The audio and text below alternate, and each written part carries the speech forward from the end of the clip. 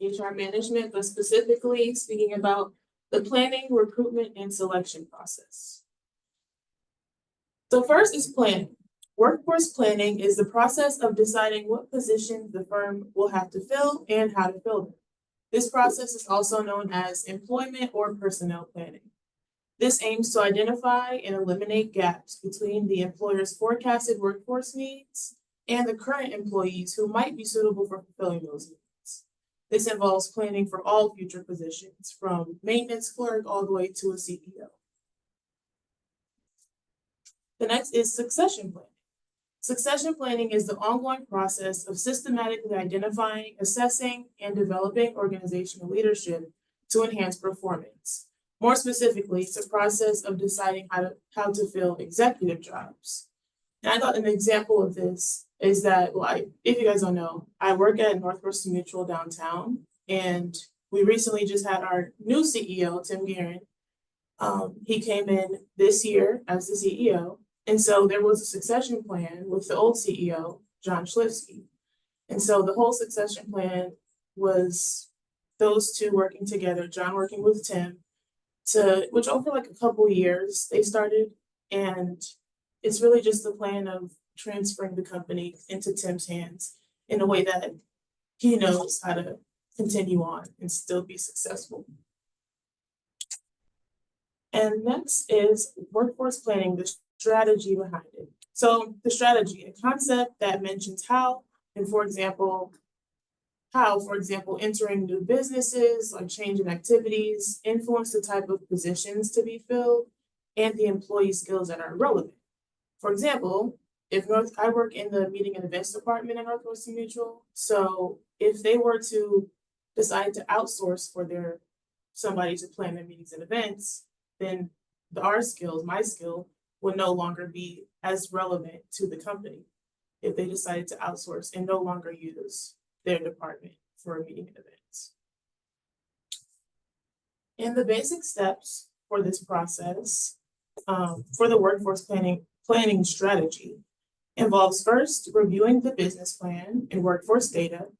This includes how revenue influences staffing levels, and this also helps understand how projected business changes may influence headcount and skill requirements, like I mentioned. The second one is forecast and identify positions to fill and potential workforce gaps. This will help to understand future open positions and what current employees may be promotable into them. And the third is to develop a workforce strategic plan. This is where they prioritize the key workforce gaps, like positions to fill and who to fill them, and where they specify their recruiting plans. And the fourth is finally to implement the plans, where they start the recruiting and training programs and processes, and they use various metrics to monitor the process. So the metrics that are seen and monitored in this process are what they call maps. And these maps contain dashboards that provide workforce data to assist in the planning process. And this provides the key metrics about recruitment and the trends in the workforce to help them make decisions. So as you can see up there, there's a few examples of what they see, different pages and dashboards that they're looking at that provide them all the data that they're looking for.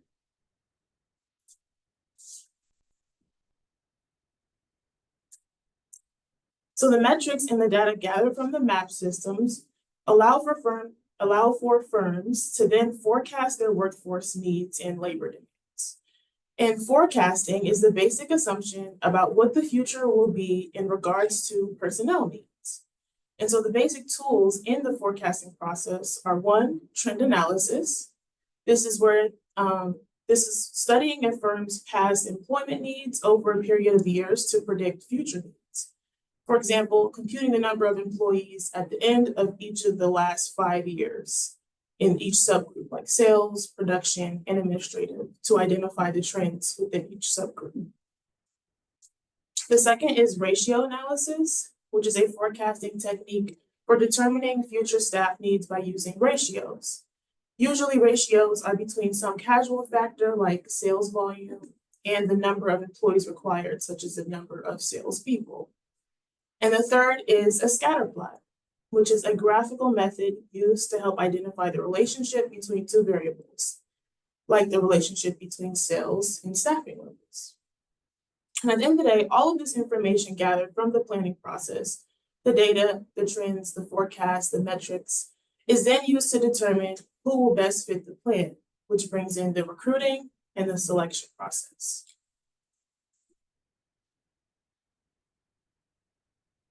What is recruiting? Recruiting is the process of attracting and screening and hiring new employees for the organization.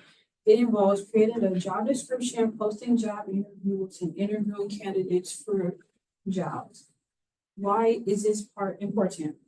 Recruiting is important because it allows companies to attract skills, talent, and ensures a cultural fit within the organization, reduce employee turnover, build a strong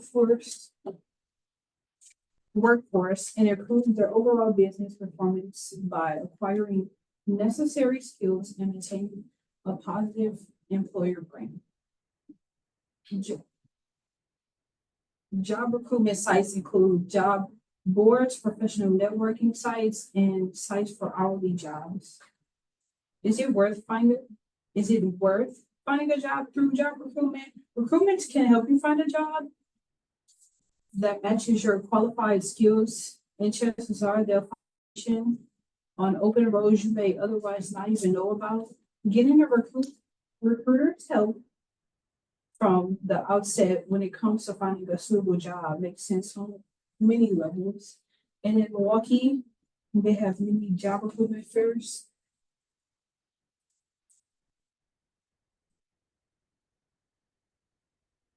The selection is the aim of it. So the aim of employee selection is to achieve a proper fit for job positions.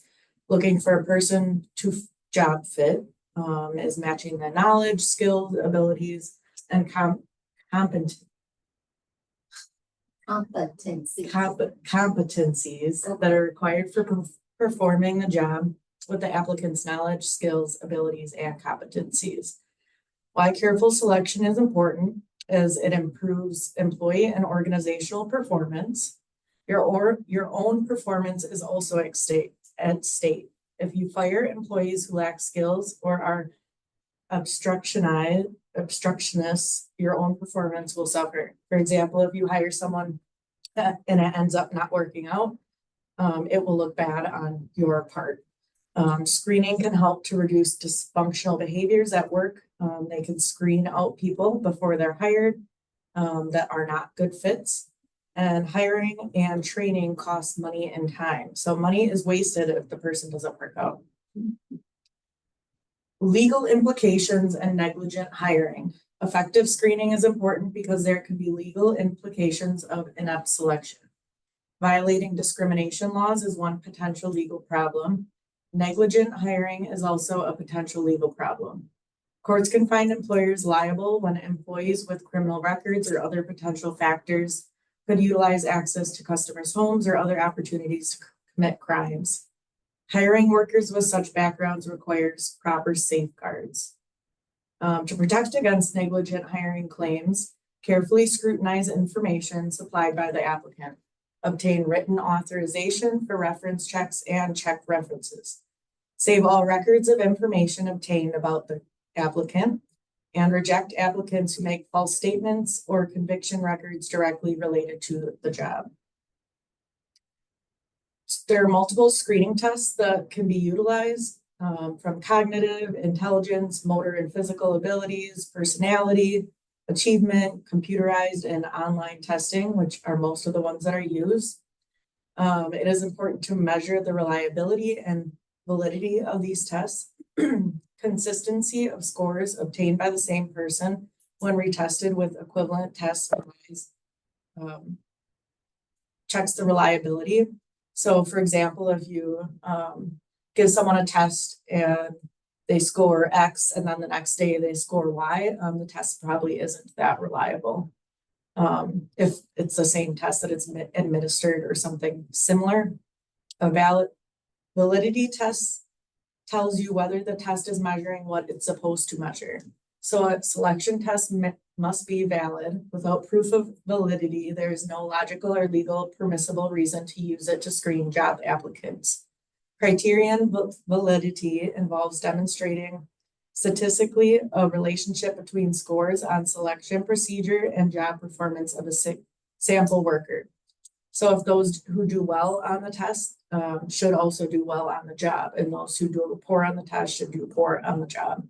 If that is not the case, then the validity is probably not accurate.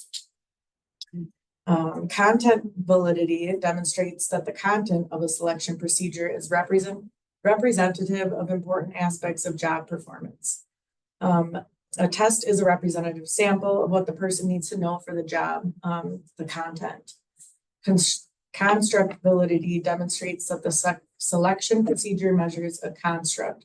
So a human trait characteristics such as honesty, and that the construct is important for successful job performance.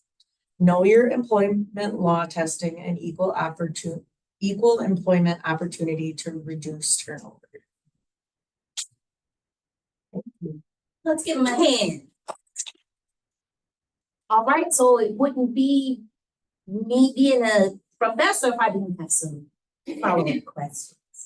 So classmates, I'm sure you were listening. You might have some things that you want to put out there and whatnot. You might have questions as well. I'll start with mine. I have one for everybody. But do you want to add something or put an addition? Please do add. So Ryan, I want to first start with you, darling. You use Northwestern Mutual as an example, and when you were talking about like sourcing and that process, you talked a little bit about employing or hiring people from within. Could you talk to me a little bit about maybe a pro that you see if you hire someone from inside your organization, right? Like what could be the benefits? And then could you talk to me a little bit about maybe what could cons be if you're trying to hire from within or So I guess some pros could be that if you're hiring from within, they know more about the company and the company's norms, customs, values, etc. Some cons could be if you have some workers that aren't really doing their job, or if they're lacking some skill and it's affecting the outcome. Like for meetings and events, if they have staff that's doing it, but they're not doing a great job, that would be a con, and you would most likely want to outsource at that point. Okay, thank you. Nikaya, you talked about when you were speaking on recruitment, this idea of a positive employer brand. Could you talk to me a little bit about what does that mean? If an employer's brand is positive, what are some of the benefits or features, or what does that tend to look like if a positive brand?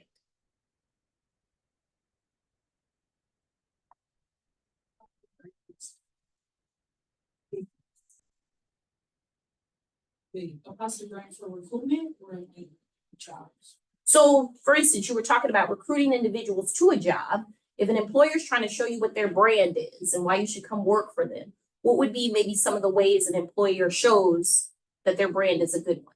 What are things maybe they put in front of people to show this is why you want to work here? Good work environments around them.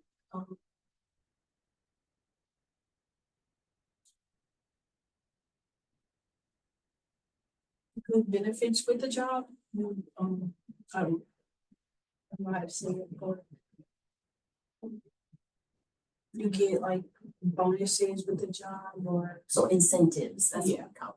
So then you're saying letting an employee know off top, like these are all the things you could do. You get bonuses. We have a healthy working environment. For you, that's your answer around brand. Awesome. Erica, darling, you talked about screening and all of these kind of like tactics. You talked about testing and like ways that they can kind of show. But I want to ask you about what you talked about in artificial intelligence. Do you think that we still have the capacity to screen as good as we once did or can do because we now use computers to help us do our thing? I think artificial intelligence can be beneficial during the first part of, like, you could have, black and white answers, like, for example, can you lift over 40 pounds? If that is a requirement for the job and they can't do that, then, the answer doesn't change, or the delivery of the question doesn't change, whether it's artificial or, real life person. However, human traits, I don't feel are accurately recognizable with artificial intelligence as it would be face to face. You better answer that, girl. We just learned about human requirement today and you threw that back. Okay, good job. All right, classmates, do y'all have any things you want to ask, lift ups, things you were impressed by, things that you learned as we just sat here and watched this presentation? Any mentions?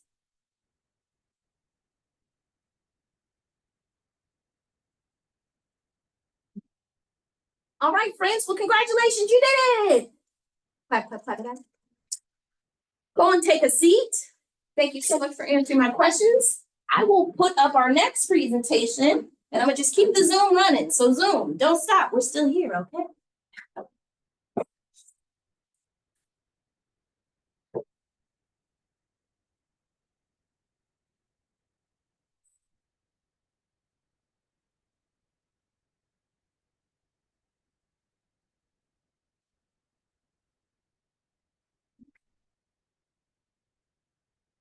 Our next group is up.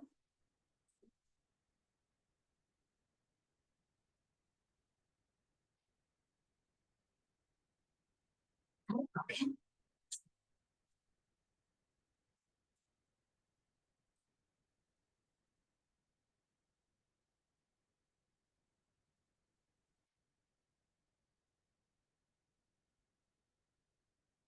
Okay.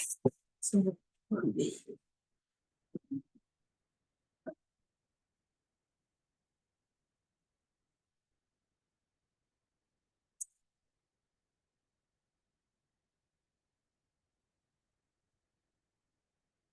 Okay, so hi everyone for the guests in the room. My name is Shai. My name is Steve. And for today's presentation, we'll be focusing on chapter 3, training and human development. Human resource development. And something that we ask that you keep in mind as we're presenting is that training and development are essential components of human training resources. And it focuses on enhancing knowledge, skills, and abilities of employees to drive organizational success.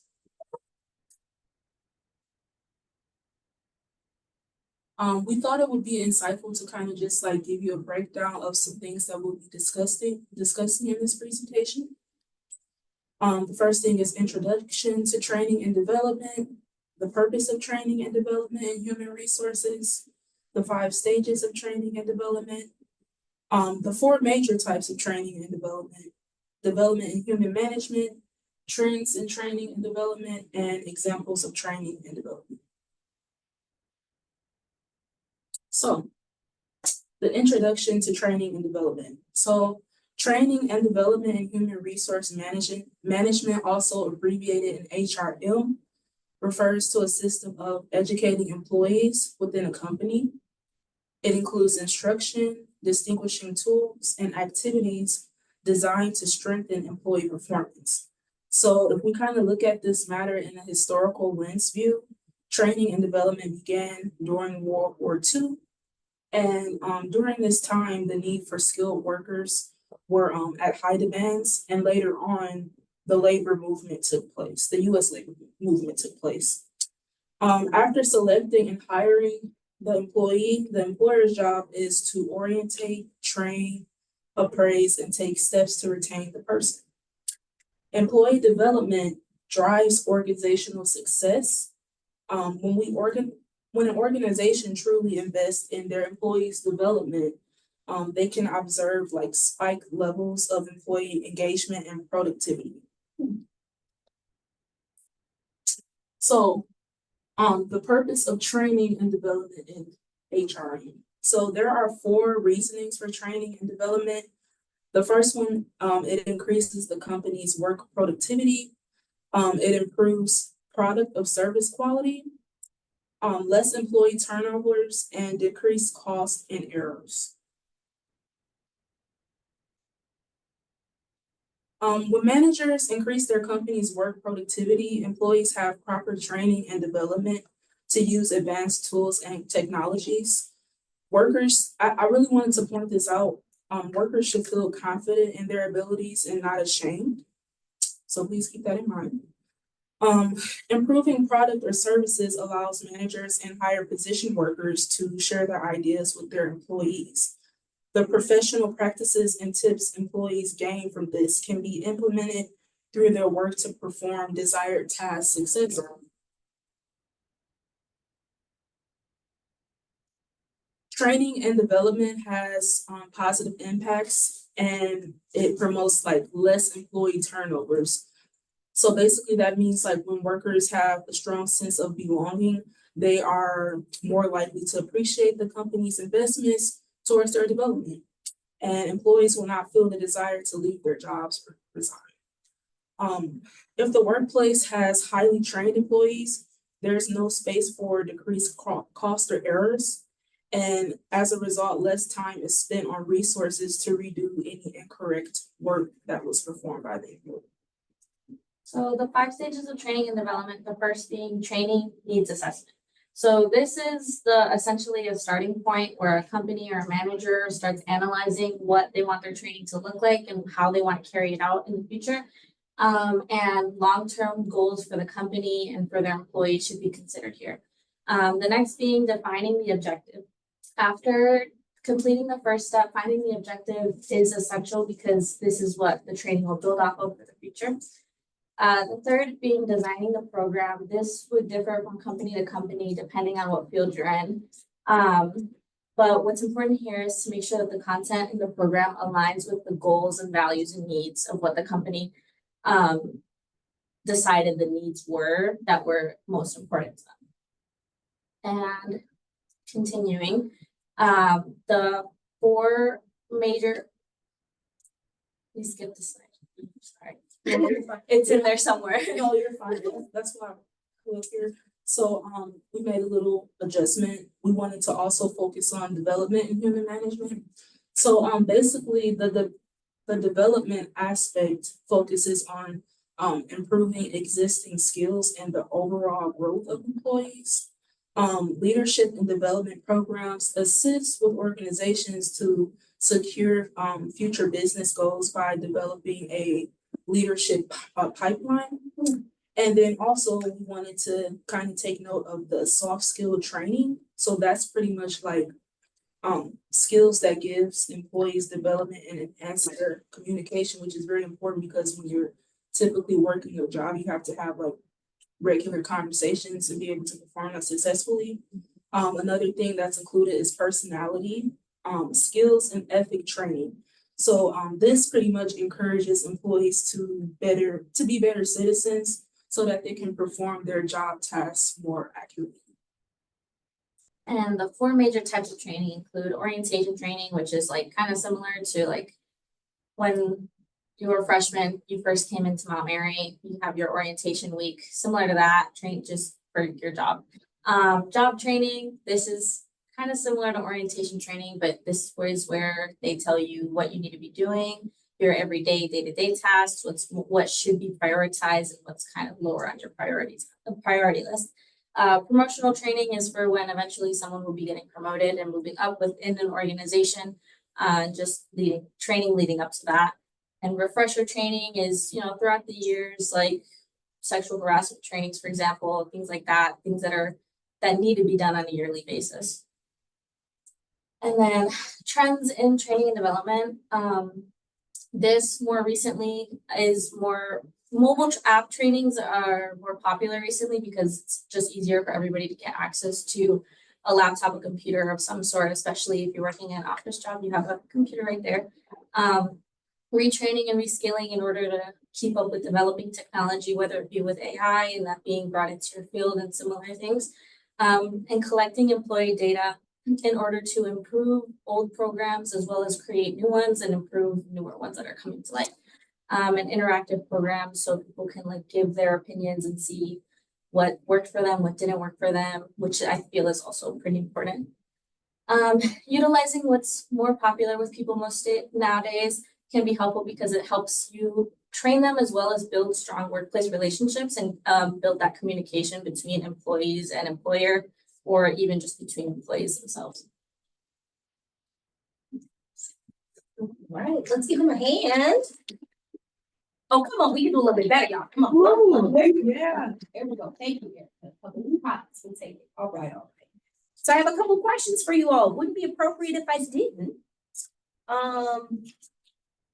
So I want to ask you, Shy, first. You made a mention about World War II and how it changed workforce, like more people were needed for work. Do you have any context of what were the types of jobs people were filling? To be honest with you, discovering that piece of information for the presentation was new for myself also. But when I think about that question, I kind of think about like an era where like my grandparents were, still living and things of that nature. So I would personally assume like manufacturing work as far as like working in an actual facility, and maybe one of those examples would be like for my grandfather's job at Johnson & Johnson's Control, I believe. So there were a lot of workers there and they had a pretty high demand for that. So. Great example. And I appreciate that you're like, well, I don't really know in the context of that, but so I want to volley it to the class. I'm still asking y'all questions, but this is for larger conversation. During World War II, the workforce shift, because the country was at war, what were jobs that people were filling? And who were the people filling the jobs in World War II? I'm assuming just based on war, most men go to war, and so there's probably more females that were getting jobs because of most of the men, or a good amount of men, were away. They needed someone to get those jobs. Or yeah. You guys ever heard of Rosie the Riveter? Yes. That lady who she takes a picture and she has on a bandana and she has her muscle up like this and she's looking like this? That is an iconic symbol. We talk about women going to work. And so Shy, one of the reasons I lifted that up is because in World War II, the predominant space that people were filling was manufacturing, but specifically that of making weapons and railroads, the steel industry.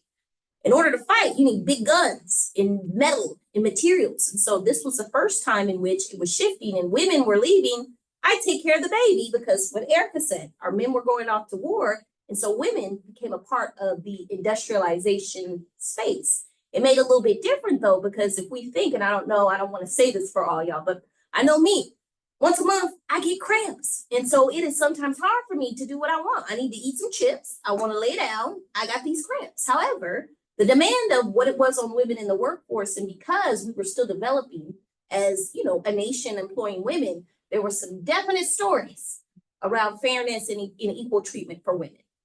Which are very different. So awesome.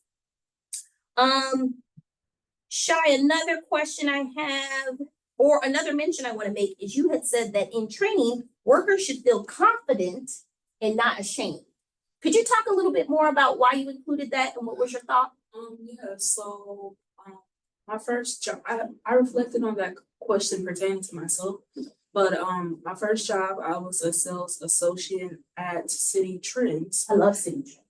Very beautiful store. My customers loved me.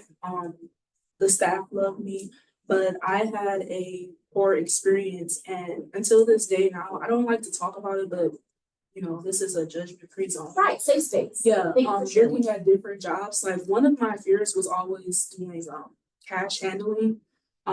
With my education in like elementary school, we didn't really get taught like how to deal with money. So like as an adult now, when I look at certain jobs that I'm applying for, they have like cashier, and it's like I don't necessarily feel ashamed, but it's like, I want to try to attempt this new opportunity. But my thing is, will I actually feel confident with the proper training that I'm receiving? So because of that, I'm like more hesitant, but it's like, oh, you guys pay a little bit more. So it's like, what do you do? So I just feel like with working jobs in general, like, yes, it's a source of like income, but I really feel like you should be able to be able to enjoy like your work because you want to like have that goal of working 2 years, 3 years, 4 years, so having that confidence to be placed somewhere on the floor should be something that's like essential with work. I like that. Thank you for the answer. All right, Dee, so then you talked to my dear about the 5 stages in those thoughts. I saw too you had another slide. Did you want to talk about your Etsy slide? It's okay. I saw it's fine. They didn't show up. No, go ahead. You wanna But I'm trying to see, okay, here we go. So this is the continuation of the other 3. So next would be actually going through the program. When you take all of 3 other steps that you went through, you put these plans into action. And when you're doing this, you want to show care and present a welcoming environment so that your employees actually want to participate in your training and that they feel safe and comfortable doing so, and they don't feel ashamed of their skills that they already have.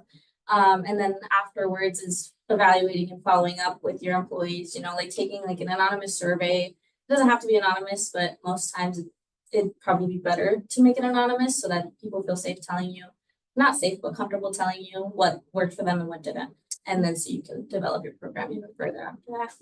And then we just had this slide, examples of training and development. There's 3 companies, Amazon, Etsy, and AT&T.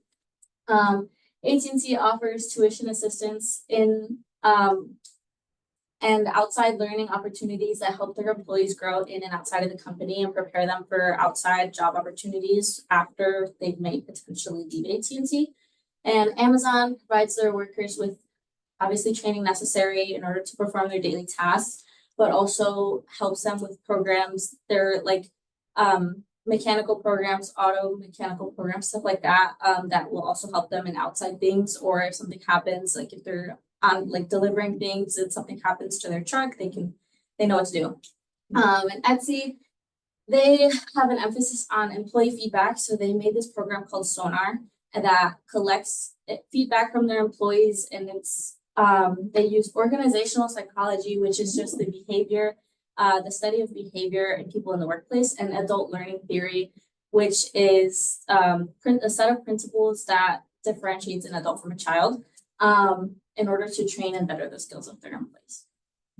Awesome. Thank you for that. I'm happy too y'all found the content so we can go back to it. Because my question about the 5 stages, B, did a great job of explaining them, and even your add-on of you got to do the first 3 in order to get to 4 and 5. What of those 5 stages you talked about, dear, what one do you think companies do the worst at? What one do you feel they often miss? I would say probably, let me go back to this slide. Designing the program, I feel like, because a lot of times, like, yes, they'll go through the first 2 steps, they'll go through the last 2 steps, but they don't really take into account like what will be really effective. They just kind of want to get through it so that they can continue on with the rest of their job, so they don't really have to deal with training it, or they'll push it off to like other employees when it's really their job to train the employees. So I feel like that's something that they can probably get better at. Okay, I like that. And then I want to ask you both a question, because you talked about training and development. And I guess you kind of already talked about it a little bit. I want to ask y'all, in human resources, how should we make decisions? How should decisions be made in human resources? Okay, so Well, I'm asking the whole class. Anybody have thoughts? How do you make decisions in HR? Good decisions, good sound decisions. From the bottom. So I would say get feedback from the people, and then you take it to up and you try to figure out how to. Yes. Erica, you said it. You were dancing around it to be feedback. In fact, for both presentations that y'all just performed, if you want to adequately recruit, source, plan, if you want to adequately train and develop, you got to figure out what the people want. And what happens, and B said it, often when they're designing things in these organizations, they'll pick an outside agent who doesn't necessarily know what's happening. They'll get you to put together the software, but you don't understand what people need. And going back to what Shai said about sometimes you feel inadequate when you're given a tool and you're told to use it, but it doesn't match what it is you're looking to do, which is very challenging. So I go back to the question for you all, if decisions should be made using data, how important is employee feedback when we talk about training and development? I feel probably the most important thing to consider. Because without employee feedback, you don't really have anything to go off. And kind of to add to that, I feel like that's where employee comfortability, fits in. Because when we think about it, we reflect on some of these jobs now. Like I said, we have a large population of people who really don't enjoy their jobs. So with, not having that enjoyment, they probably will not feel the need to complete a, survey. So, I don't know, I feel like group discussions are also like helpful too, because, when you're working with other people, you're working, but you're also a team. So I feel like there needs to also be like a common ground in order to like have a successful business. I love it. Awesome. Awesome. Let's give Shy and Beat a hand one more time. So y'all, let me turn this off. Hi, Zoom. Stop recording.